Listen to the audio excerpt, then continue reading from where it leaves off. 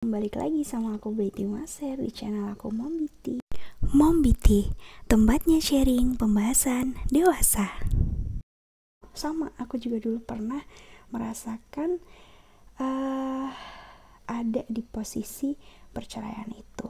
Nah, aku kan kemarin ceritanya sempat upload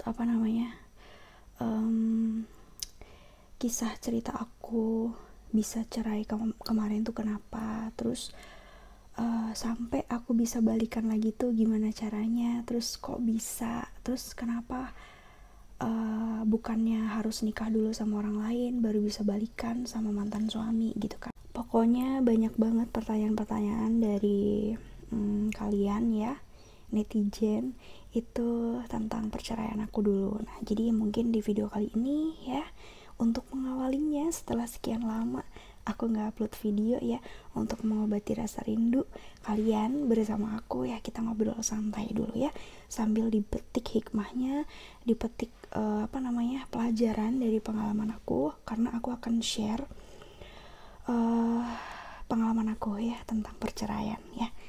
Jangan ditiru ya, tapi jadikan suatu pelajaran. Ya, dulu aku tuh pernah ada di posisi perceraian ya, terus akhirnya aku balik rujuk, dan alhamdulillah sekarang kita ya seperti kalian lihat ya kalau kalian ikutin sosmed aku. Pokoknya banyak banget yang kepo sebenarnya ya, tentang kenapa kok aku sama kemarin tuh sempat bisa cerai. Kalau aku dulu tuh memang pisah karena ego guys ya, karena ego, dan kurang lebih ya mungkin masih sama-sama ego, terus belum mengerti, belum paham banget apa tugas istri, apa tugas suami ya, belum paham. Menurut aku perceraian itu nggak ada yang benar ya, maksudnya kedua belah pihak tuh pasti salah ya, nggak itu istrinya, nggak itu suaminya, itu pasti ada yang salah, makanya sampai terjadi perceraian ya kan. Jadi nggak mungkin menurut aku ya, nggak mungkin dalam suatu pernikahan ketika bercerai itu yang salah cuma satu belah pihaknya aja ya, itu pasti dua-duanya tuh ada salah. Makanya kenapa dalam kasus aku kemarin itu kayak oke ya, sampai akhirnya pisah, cerai, terus aku sama Didi itu memutuskan untuk introspeksi diri ya, memperbaiki diri masing-masing, cari pokoknya benar-benar introspeksi ke diri masing-masing dulu, apa yang salah di aku, apa yang salah di kamu. Nanti kalau udah kepala dingin semua baru kita ngobrol ya. Nah, terus kan waktu itu banyak yang menjudge aku karena mungkin konten-kontenku, terus pokoknya nyalain aku lah ya, banyak orang-orang yang nyalain aku, katanya aku selingkuh, terus konten aku segala macam, padahal tidak ya.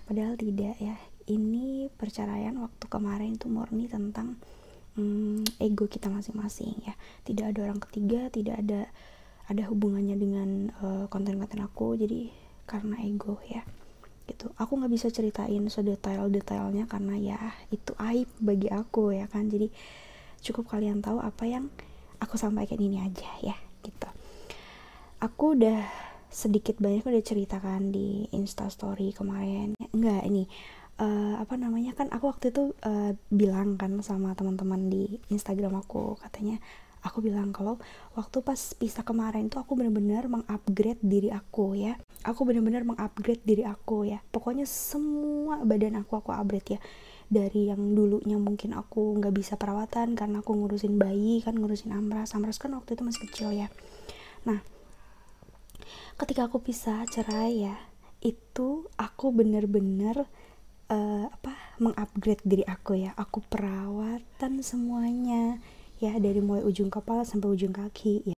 Apalagi aset-aset ya gitu, tentunya aku rawat. Nah, aku kan cerita begitu. Nah, terus ada yang bilang katanya, jarang nih istri yang kayak gini, yang ada mah gedein ego bukan gedein tete begitu kan. Nah, terus aku bales lah ya, kalau menurut aku kayak nggak tahu kenapa ya, aku tuh suka banget untuk merawat badan aku gitu, terutama yang berhubungan dengan itu ya gitu, karena nggak tahu kayak ada rasa seneng aja gitu loh ya, apalagi nanti next misalnya aku dapat pasangan lagi gitu kan, itu kan kayak lebih bisa membahagiakannya gitu ya. Ada yang sampai bilang kayak, wah bener banget nih omongannya nih, pokoknya 1001 yang kayak mom gitu kan. Jangan kayak gitu guys ya, aku juga manusia biasa, aku juga istri biasa, aku juga perempuan biasa yang banyak salahnya, banyak hilafnya, banyak kurangnya ya. Aku cuman berbagi pengalaman aku, ngasih tahu ke kalian apa yang aku lakukan selama perceraian kemarin. Terus kalau misalnya dibilang kayak bangga banget ya Didi bisa dapetin mom lagi kan, pastinya Didi udah gak bakal lirik-lirik yang lain lah gitu kan. Jawabanku ya alhamdulillah lah ya, alhamdulillah. Terus banyak sih yang pokoknya benar-benar pengen tahu tuh banyak banget. Aku kan selama ini nggak pernah mau menceritakan ya, kayak menceritakan detail atau menceritakan gimana lah. Pokoknya aku terus selama perceraian kemarin ya, aku terus menjalani hidup aku, mengupgrade diri aku, investasi ke badan aku gitu-gitu kan, sama pokoknya menjalani hidup lah ya, ngebahagiain diri sendiri, ngebahagiain anak begitu, ngebahagiain orang-orang terdekat ya gitu. Sampai akhirnya aku waktu itu di Surabaya kan, di Kalimantan, terus pindah ke Tangerang, terus pindah ke Surabaya, terus pindah ke Palembang, terus pindah ke Lampung Timur, sampai akhirnya aku menetap di Banjarnegara kan sampai sekarang kan. Nah, jadi aku memang jarang banget upload keseharian aku sama Didi, terus kayak upload gimana-gimananya aku sama Didi tuh aku jarang banget, karena jujur aku pelajaran dari kemarin-kemarin. Sekarang itu Didi mintanya lebih privacy, jadi dia nggak mau diumbar-umbar, dia nggak mau terlalu dipublish, jadi ya udah stay private aja. Jadi makanya itu banyak yang kepo gitu loh, sebenarnya ini Mom Biti balikan sama siapa sih, sama mantan yang dulu atau sama orang baru gitu kan, banyak banget yang kepo kan. Nah makanya aku kan nggak mau ya jadi berita simpang siur, makanya kadang aku sedikit-sedikit aku up di Instagram gitu, kayak kebersamaan aku sama Didi, walaupun nggak semuanya. Nah terus guys, yang mau aku sharingin di sini tentang perceraian aku kemarin ya, kan banyak tuh yang masih DM ke aku yang kayak, loh bukannya kalau udah pisah terus habis itu nikah dulu sama orang lain baru bisa balikan sama mantan suami kita yang dulu. Jawabannya enggak ya guys ya. Ini setahu aku yang aku lewatin kemarin itu enggak harus ya. Ini karena talaknya cuma talak 1 atau talak 2, intinya tuh perempuan yang menggugat ya. Kalau laki-laki yang menceraikan itu beda lagi. Nah ini kan kemarin beritanya simpang siur nih tentang aku, kayak oh pantes nih kayak gini makanya suaminya nyerain. Pokoknya ada banyak pihak yang ngomong kalau Didi yang menceraikan aku, padahal kenyataannya Didi itu sama sekali tidak pernah dan tidak ingin melepaskan aku. Makanya dia itu nggak pernah ngeluarin kata-kata talak, nggak pernah mengiyakan talak begitu kan. Makanya dengan berat hati kemarin pengadilan mengabulkan permohonan aku itu hanya dengan talak 1 ya, jadi masih bisa balik ke suami tanpa harus menikah dengan orang lain. Jadi kalau mau balik ya udah tinggal balik aja, tinggal akad lagi seperti itu ya. Gitu ya guys ya. Mungkin di sini buat teman-teman yang masih awam, yang belum ngerti, nah itu ya. Jadi kalau misalnya perempuan yang menggugat ya, itu insya Allah kayaknya masih bisa balik lagi tanpa harus menikah dulu sama yang lain gitu ya. Karena kalau segimananya istri minta cerai, berapa kali pun minta cerai ya, itu kalau istri yang ngomong itu nggak ada apa-apanya, nggak ada harganya istilahnya ya, nggak ada kekuatannya gitu kan.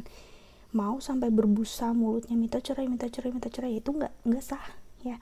Tapi kalau laki-laki yang ngomong walaupun itu cuma 1 kali, ataupun kayak ngomong nggak belak-belakan ngomong cerai, tapi ngomong misalnya yaudah sana kamu pulang aja ke tempat ibumu, nah kayak gitu, itu sama aja artinya talak ya.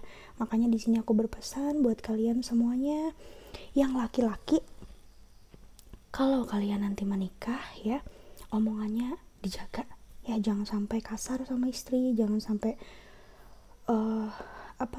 ngomongnya tuh asal ngomong gitu ya. Jadi harus benar-benar dijaga lisannya ya, kalau nggak ingin malapetaka ke depannya ya. Terus kalau misalnya ditanya kemarin balikannya pakai prosedur gitu nggak sih? Jujur kalau aku kemarin itu enggak ya, jadi kayak bener-bener cuma akad aja ya, cuman akad aja, nggak harus ini, nggak harus itu, nggak harus yang kayak menikah dulu sama orang lain atau gimana enggak ya. Jadi kalau di aku itu ada istilah bangun nikah ya. Jadi kan ada orang nikah terus cerai, nah terus ada istilah bangun nikah ya. Jadi membangun nikah yang udah pernah ada gitu loh, jadi bangun nikah namanya ya gitu. Mungkin kalau kalian yang orang-orang desa gitu kan, atau yang ngerti dengan bangun nikah ini pasti paham ya. Poinnya adalah aku ngasih tahu kalian nih ya, yang mau nikah ya, itu harus benar-benar berkomitmen ya. Apapun itu, pernikahan itu ibarat kapal. Jadi laki-lakinya itu nahkodanya ya kan. Jadi kalau misalnya kamu ada masalah, itu ya selesain bareng-bareng. Jangan kamu lompat dari kapal itu nyebur ke laut ya, mending soy nanti ya kan. Jadi gak akan ada yang bisa diselesaikan kan. Makanya harus benar-benar komitmen, mau berkomunikasi, terus mau mengerti satu sama lain. Mungkin ada banyak hal-hal yang masih kurang dipahami ya ketika aku dulu ya. Makanya di sini aku berpesan ke kalian, jika kalian ingin menikah ya, itu benar-benar harus dimantapkan segalanya, karena pernikahan adalah ibadah terpanjang di dalam hidup kita. Makanya ujiannya ya juga luar biasa ya. Jadi ingat, Tuhan itu kalau mau menaikkan derajat kita kan harus melewati ujian ya. Jadi insya Allah ketika ujiannya semakin berat ya, ada sesuatu hal yang indah banget juga di depan sana gitu. Makanya itu aja guys ya, pokoknya harus dipersiapkan segala mungkin. Nah jadi buat yang udah menikah nih gitu, mungkin buat kalian yang sekarang masih masih menerima atau merasakan gundah gulana di pernikahan ya, kesepian, terus kayak menikah tapi rasanya hampa banget atau gimana, pokoknya intinya sedang ada di titik tidak enak di pernikahan, itu harus balik lagi ya. Harus kalian mikirnya adalah udah bukan cinta-cintaan lagi ya. Kalau menikah itu kan berarti udah berkomitmen. Jadi ya udah, kamu harus cari tahu apa yang bikin kamu tuh bosan di pernikahan, terus apa yang bikin kamu tuh kayak ngerasa gak enak gitu. Dikomunikasiin ke pasangannya ya, diomongin, dibicarain, terbuka, jangan ada yang ditutup-tutupi ya. Karena pasanganmu bukan dukun gitu yang tiba-tiba tahu apa mau kamu. Kayak ya kamu jangan mintanya dingertiin terus ya, tapi kamu juga harus mengerti pasangan kamu ya. Jadi harus saling mengerti. Wajar guys, kalau menikah itu pasti ada ujiannya, wajar ya. Ujiannya seumur hidup, makanya pahalanya juga seumur hidup ya, panjang. Ya aku cuman bisa ngomong itu aja sih guys ya. Pokoknya sebelum kalian melangkah ke jenjang pernikahan itu harus mantepin diri dulu ya. Jangan sampai nanti ketika kamu sudah menikah menyesal akan pilihanmu ya, karena menikah itu bukan main-main ya. Jadi ada tanggung jawab, ada komitmen yang harus kalian jaga, ada tanggung jawab, dan juga ada peran yang harus kalian amanahkan gitu ya, harus dijalani dengan sebaik-baiknya ya. Oke guys, segini dulu sharing dari aku. Semoga bisa bermanfaat bagi kalian. Sampai ketemu di video selanjutnya. Bye bye.